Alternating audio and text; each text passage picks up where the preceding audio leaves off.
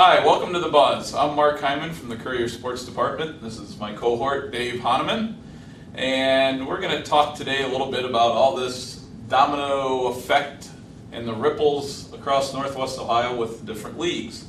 And who would believe it, but little Fostoria St. Wendelin started all this when they decided to leave the MAL for football purposes and join the Northwest Central Conference. And from there, Lakota slid into the MAL. That opened up a door in the SLL, and suddenly things have just fallen apart, and it's probably going to cost Findlay in the long run. Yeah, little St. Wendelin, a small Division VI school, started all. It's like an avalanche. One little pebble starts rolling down, and now look, everything's happening. I think what we're finding is schools have been thinking about making changes for some years. A lot of schools have to look at what is a better situation than what they're in. Whether it's competitively, especially in this economy when it's costing so much, the financial aspects are forcing some schools, they just got to make changes.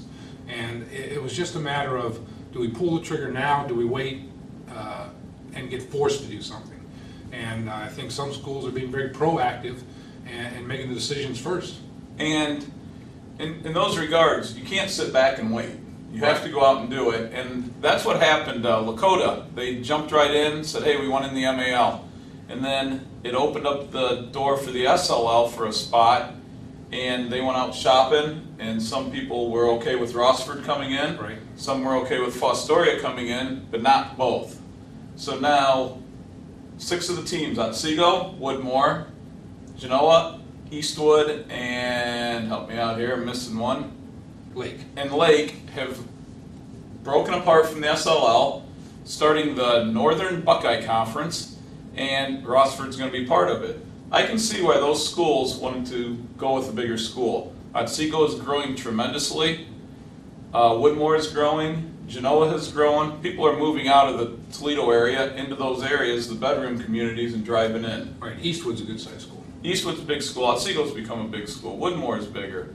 But as soon as Rossford left, that opened a door in the NLL, and Napoleon jumped in. Now, what's that going to do to the GBC? Well, at GBC, you only had 6 schools to start with, now you're down to 5.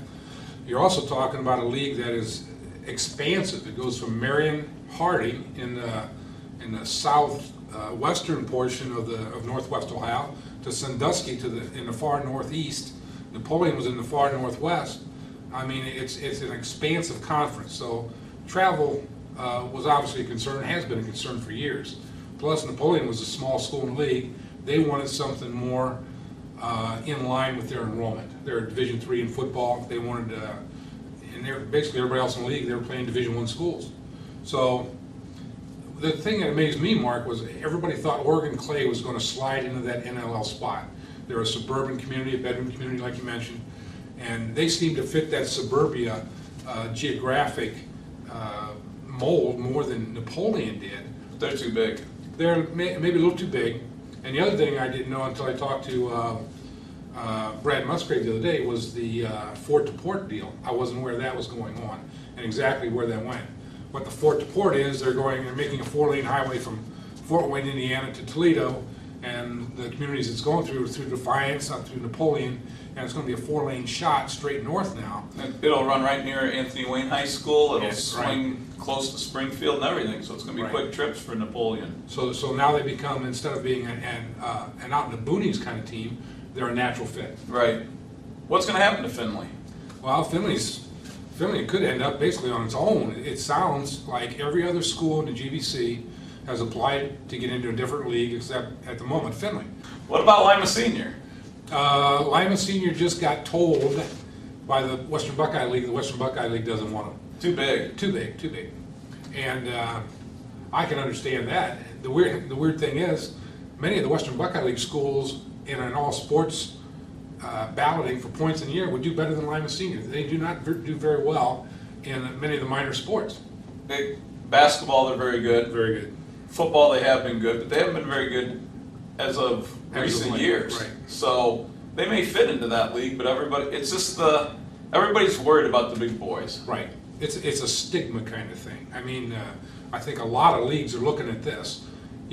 I'm afraid to use the word bias, but old wounds are still out there. Yeah. And they don't want to play schools that bring up some past problems or whatever. They just don't want the stigma of Lima Senior on their schedule for some reason. What about Finley? Do people think they're too big? Too big, and the other thing, Finley, and that's kind of the opposite of Lima Senior.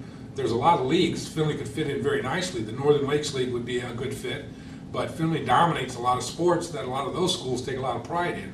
Finley's very strong in boys and girls soccer, very strong in cross country, very strong in swimming, Golf. and golf. What you call the country club sports, because Finley is a little more affluent than a lot of these other communities. They have a lot of kids playing.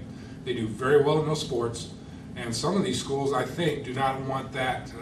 Why bring in a very strong opponent just for the sake of filling out your league? And basically, these leagues, they're very set. They don't have to bring in Finley. Right. Maybe Finley should talk to Elmwood, because Elmwood's kind of in the same situation.